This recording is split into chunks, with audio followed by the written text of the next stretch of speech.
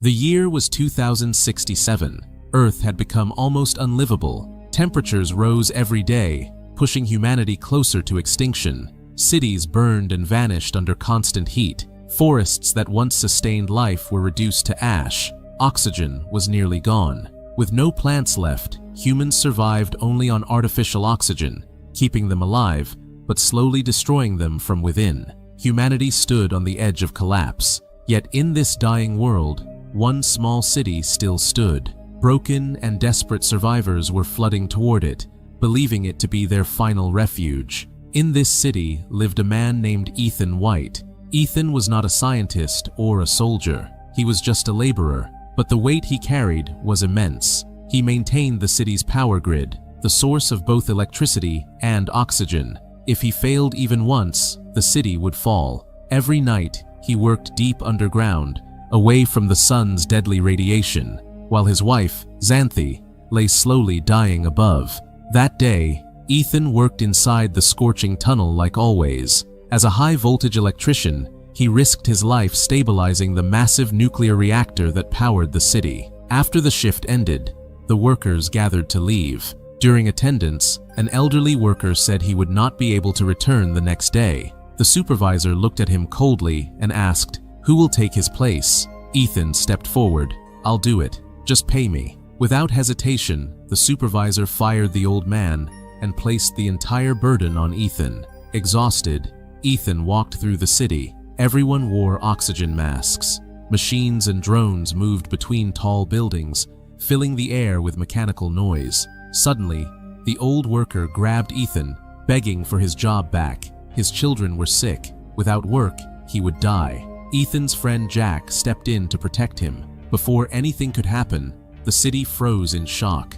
A man suddenly set himself on fire, screaming that oxygen must be saved for future generations. He died moments later. His words faded into silence. The next day, the news delivered another painful truth. It was the anniversary of the death of the last plant on Earth. Not a single tree or flower remained. Back home, Ethan tried to share a quiet moment with Xanthi. She showed him a small painting on her oxygen helmet. Suddenly, she began coughing violently, vomiting blood inside the mask. Years of breathing artificial oxygen had destroyed her body.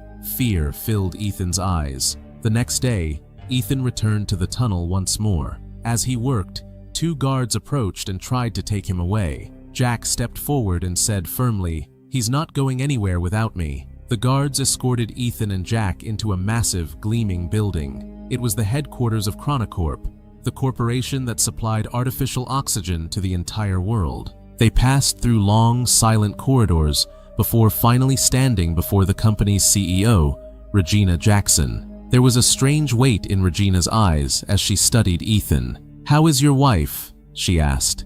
Ethan answered quietly, exhausted. "I'm taking care of her, as best as I can." Regina explained that more and more people were abandoning artificial oxygen. If this continued, humanity would disappear completely. But, she said, there was still a small hope, and that hope was Ethan. Ethan let out a short, bitter laugh. "I'm just a laborer. What could I possibly do for you?" Regina led them into a secure laboratory. At the center of the room stood a colossal machine. It was called Chronocorp. She revealed that Ethan's father once worked there. He was a genius, and it had taken 20 years to build the machine. Regina explained that they had sent a radio signal into space using the device. When the signal returned, it was different. Hidden inside it was a message, sent from 47 years in the future. Ethan and Jack stood in shock. "Are you saying this is a time machine?" Jack asked. Ethan whispered, "That means humans still exist 400 years from now." A scientist activated the screen and displayed the message. Ethan's heart dropped. It contained only 3 words: "Send Ethan White." Regina spoke calmly. "Whoever sent this message has found a cure for the disease. The same disease that causes people to vomit blood. The same disease your wife, Xanthi, is suffering from." Ethan swallowed hard. He said, "They want to send us the cure to save the world. But why me?" "We don't know," Regina replied. "And we only have one chance to send someone." Jack immediately asked, "Why only one?" The scientist explained that the machine was powered by the city's only nuclear reactor. Activating it would shut down the entire city. We can't afford to use it more than once. Ethan's breathing slowed. I don't know why, he said, but it feels like if I enter that machine, I'll never come back. Regina didn't deny it. You're right. We can send you, but we have no way to bring you back. Ethan stared at her. So, you're sending me to a future I can never return from? Regina said. When you reach the future, you must find the people who sent the message. They'll guide you to the cure. You could save humanity, and you could save your wife. Later, Ethan sat with Jack in a quiet cafe. His eyes were empty. I can't leave my wife, he said in a broken voice. Jack urged him to think about the mission. Your father trusted these people. Something inside Ethan snapped.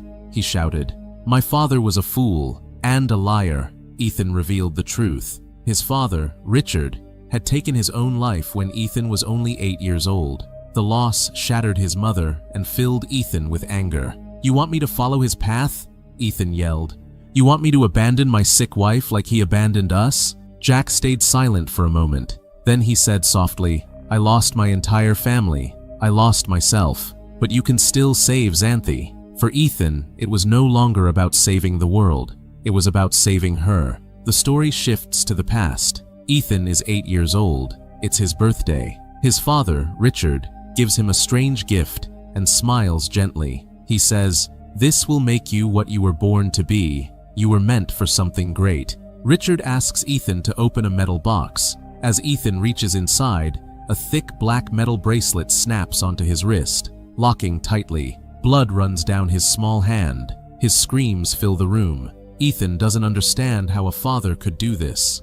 Fear and pain fill his eyes. Richard watches, shaking with regret, and says, This will never come off, Ethan. I'm sorry. Then Richard turns away, walks out the door, and never returns. The story returns to the present. Ethan tells Xanthi everything. His voice is heavy as he says, I won't leave you for a fabricated story. You are my world. Xanthi looks at him steadily and asks, Do you really think a second chance is a lie? How can you believe that? Ethan shakes his head and says, You're the only thing that matters to me. I can arrange the money. I can save you. I can't leave you. Xanthi talks to him for a long time. She speaks calmly, patiently, trying to break through his fear. Slowly, and against his will, Ethan begins to accept the truth. Maybe this chance is real. Maybe it is his last hope. Later that night, Ethan sits alone on the rooftop of a tall building. The city is silent. He grips the iron bracelet on his wrist and tries to tear it off. He pulls and twists with all his strength, but it doesn't move. The more he struggles, the more helpless he feels. Deep into the night, Ethan wakes up suddenly. He writes a message and places it beside Xanthi. I will find a way to come back to you. The pain is clear on his face as he leaves, carrying a heavy heart. He goes straight to Chronocorp's headquarters and stands before Regina and says, If I bring back even one dose of the cure, it will be for Xanthi. I won't go anywhere without it. Regina looks at him for a moment, then nods. A scientist brings forward a specialized time travel suit and explains that it will protect Ethan during the journey. He places a small AI device in Ethan's hand. This will monitor your health and send us every detail. We'll know you're alive. We'll be watching. Ethan puts on the suit and steps into the center of the machine. Circular columns of energy light up around him. The machine begins to vibrate as the process starts, filling the chamber with light. Before leaving, Ethan turns to Jack and says, Take care of Xanthi, brother. Suddenly, a surge of energy erupts. The machine shakes violently, and the entire facility goes dark. Ethan feels himself falling, as if pulled into a deep void. Particles of light swirl around him. With a final violent impact, Ethan breaks through the clouds and crashes into the ground. He lands in the middle of a vast forest and loses consciousness. When he wakes up, his time travel suit is on fire. Panicked, he tears it off and crawls away. Moments later, sparks burst from the suit's core, followed by a loud explosion that echoes through the forest. Ethan steadies himself and looks around. He is standing in a dense, untouched forest. It feels like he has stepped back 100 years in time. The towering trees and living greenery belong to a world long gone. He activates his device. Archie, he asks, where are we? Archie tells him to follow the map and guides him forward. As Ethan moves ahead, he notices something in the distance. A skeleton. It has been there for years. There is a clear bullet hole in the skull. When Ethan sees the name stitched onto the jacket, his body goes cold. The name reads, Ethan White. Ethan is stunned. Nothing makes sense. Nearby, he finds another Archie device, identical to his own. Then he notices the metal bracelet on the skeleton's wrist. It is the same bracelet bound to his arm. There is only one difference. The bracelet on the skeleton glows faintly green. Ethan activates the second Archie and orders it to play the last recorded log. Two voices echo in panic. Moments later, a gunshot rings out. Before the recording can continue, the device shuts down as its battery dies. Moving deeper into the forest, Ethan begins to see the decayed remains of human civilization. Rusted structures and broken machines from his own era lie scattered among the trees. Night falls. Hungry and alone, Ethan nervously eats a wild berry, unsure whether it is poisonous. He asks Archie to scan the stars above. After analyzing their positions, Archie delivers a shocking result. The year is 2474. This is the future, but a future where nature has completely reclaimed the Earth. The sky is clear and the stars shine brightly, untouched by pollution. Suddenly, the weather turns violent. Lightning splits the sky, and heavy rain crashes down. The berry's toxins begin to take effect. Ethan vomits uncontrollably. His strength drains away, and he collapses into unconsciousness. Time passes. When Ethan opens his eyes, he sees a familiar face. It is Jack. Back in 2067, the scientists at Chronocorp realized Ethan was in critical condition. With only a small amount of energy left, they powered the time machine one final time and sent Jack through. Jack explains, "The machine had just enough power for one last jump. That's how I got here." Later, Ethan leads Jack to the skeleton and asks quietly, "How could I die like this?" Jack examines the bullet wound and shakes his head. "I don't think this skeleton is you. Something doesn't add up." Ethan responds firmly, "Whoever called me here has the cure.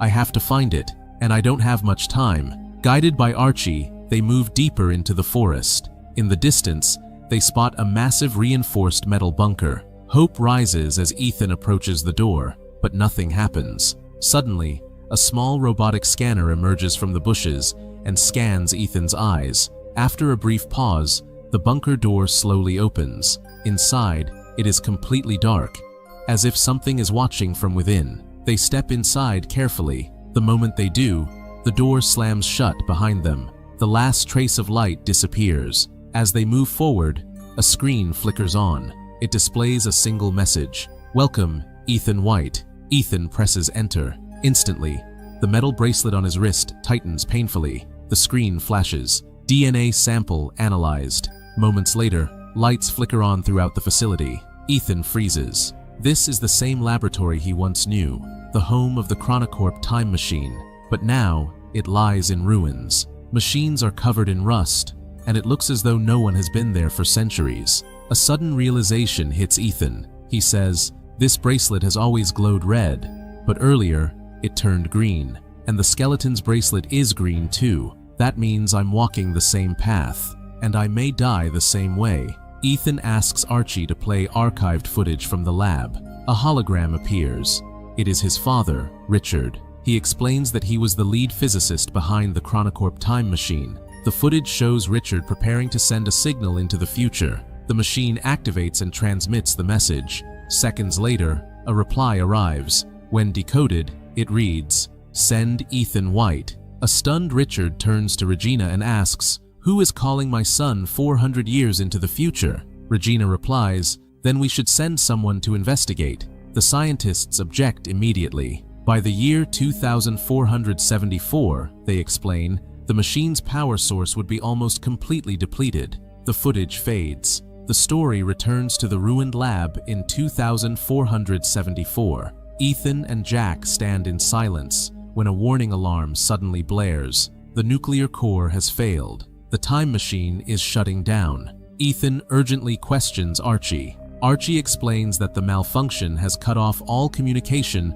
with 2067. Worse, They have only 3 hours to stabilize the reactor. If they fail, a massive nuclear explosion will destroy everything. Jack immediately begins preparing to repair the core. Ethan, however, remains still. Questions flood his mind.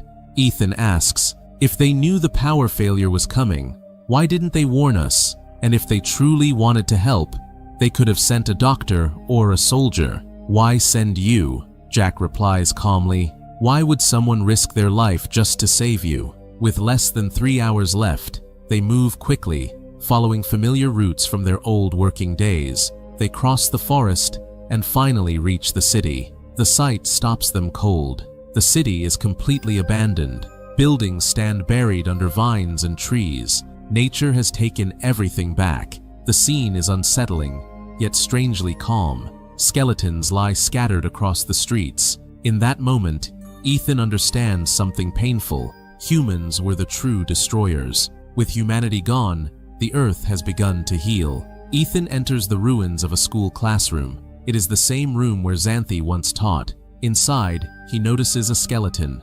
As he looks closer, his heart sinks. It is Xanthi. In her hand is the same hair clip Ethan left behind, engraved with the words, I will find a way back to you. Beneath it, Xanthi had added a reply, I wish you would come back.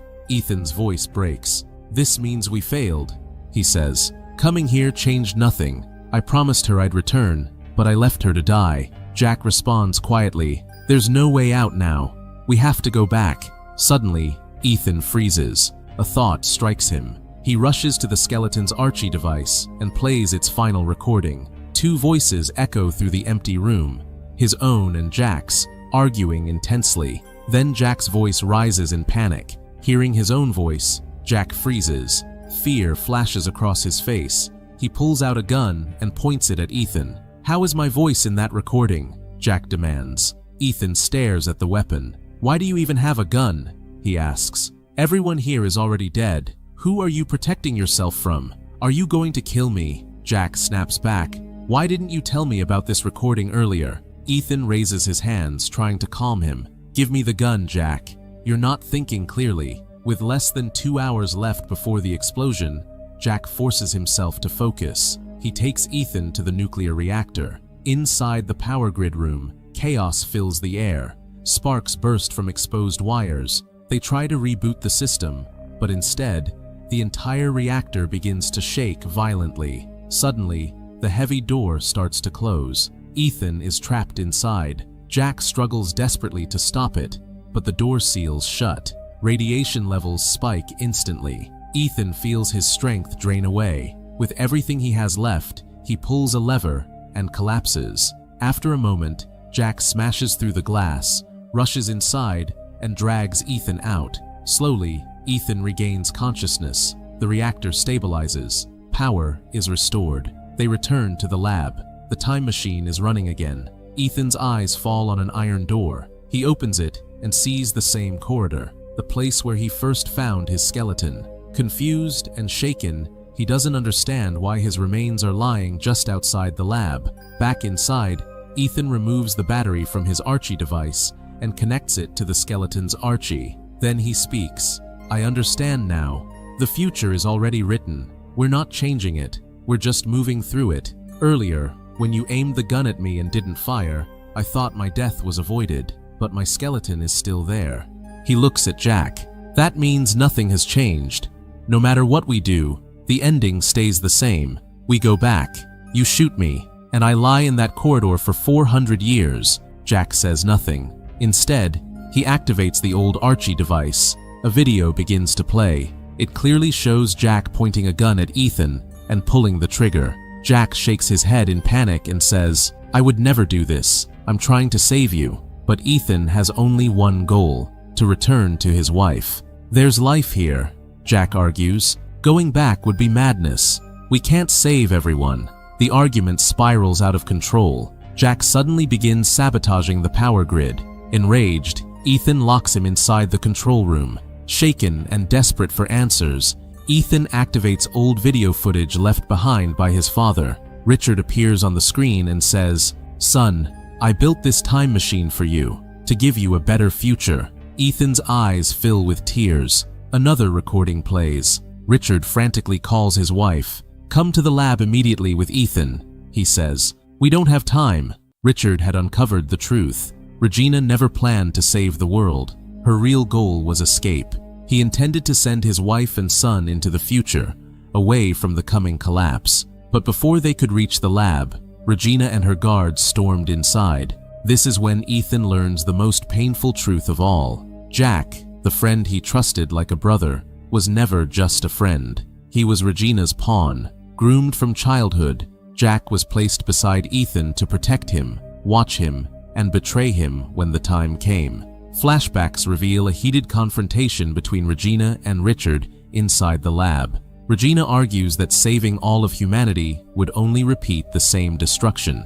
"Humans are the virus," she says. "Only a chosen few will be sent into the future." Richard refuses to accept this. He believes everyone can be saved. He tells Regina that the time machine has been permanently linked to Ethan's DNA and locked. As long as Ethan is alive, Regina has no choice but to keep him alive and eventually send him 20 years into the future. Enraged, Regina turns to a junior scientist and asks, "Can you operate the machine without Richard?" When the scientist answers yes, Regina shoots Richard in the chest without hesitation. The truth shatters Ethan. His father didn't take his own life. He was murdered. And after Ethan was left orphaned, Regina placed Jack beside him, patiently waiting for the moment he could be brought back to the machine. Suddenly, Jack breaks through the door. Ethan looks at him and says bitterly, "You used me like a brother." Jack replies quietly, "I was just a child. Regina used both of us." Jack then reveals that Regina is preparing to travel to the future in 2067 with her chosen elite. "Let them go," he says. "We can't save everyone." But Ethan, consumed by rage, begins tearing apart the connections inside the time machine. Jack pulls out a gun to stop him. His hands shake. He doesn't want to kill Ethan. Then, in a moment of unbearable conflict, Jack turns the gun on himself. The gunshot echoes through the room. Blood splashes across Ethan's face. His only true friend collapses in front of him. Ethan is left in silence. Meanwhile, in 2067, Regina stands before the time machine, surrounded by wealthy families. She declares that history will remember this day, the day humanity refused to surrender and saved itself from extinction. In the year 2474, Ethan sits alone before the time machine, remembering his father's words. "Son, you were born for something great." Ethan shuts down Regina's planned journey and types a new message into the system. "Send Ethan White." The truth becomes clear. The message sent 400 years ago came from Ethan himself. After Jack's death, he understands this is a closed time loop. If he doesn't send the message, Regina will never send him in 2067. And if he never comes, the world will never be saved. So Ethan becomes the cause of his own journey. He sends the message into the past, calling his younger self to the future, ensuring the cycle is complete. Back in 2067, the time machine activates. Energy surges through the chamber. Then something unexpected happens. Lush green plants appear inside the machine, the very plants Ethan sent from the future, fulfilling his father's dream. Along with them arrives the Archie device, carrying clear footage of Regina murdering Richard. In the future, Ethan destroys the time machine completely, ensuring it can never be used again. Some time later, in 2067, Xanthi watches the news. Chronocorp's laboratory has been raided. Long extinct plants have been recovered. Regina has been arrested. Humanity has been given a second chance to heal the Earth. Xanthi understands immediately. Ethan sent the plants from the future. Just then, a woman approaches her and hands her a small box with Xanthi's name on it. Inside is a single flower. Xanthi's eyes fill with tears. Ethan sent it to her. In the year 2474, Ethan builds a headstone for Jack, honoring the brother he lost. He places Xanthi's hair clip there, the most precious thing he owns, and says goodbye. Ethan knows he can never return to her. Then he remembers the skeleton. He rushes to the corridor, but it's gone. The future has changed. Ethan runs to the city. What he sees leaves him speechless. A thriving, advanced civilization stands before him, Humans living in harmony with nature, without destroying it. No skeletons, no ruins, only life. For the first time, Ethan smiles. He has broken the time loop. History has been rewritten. His mission is complete. Though he could never return to Xanthi, he gave her something greater, a living world, a future, and hope. And with that, the story comes to an end. Friends, if you liked this video and got lost in the story while watching, please subscribe to support us so we can keep bringing you more videos like this. Thanks for watching.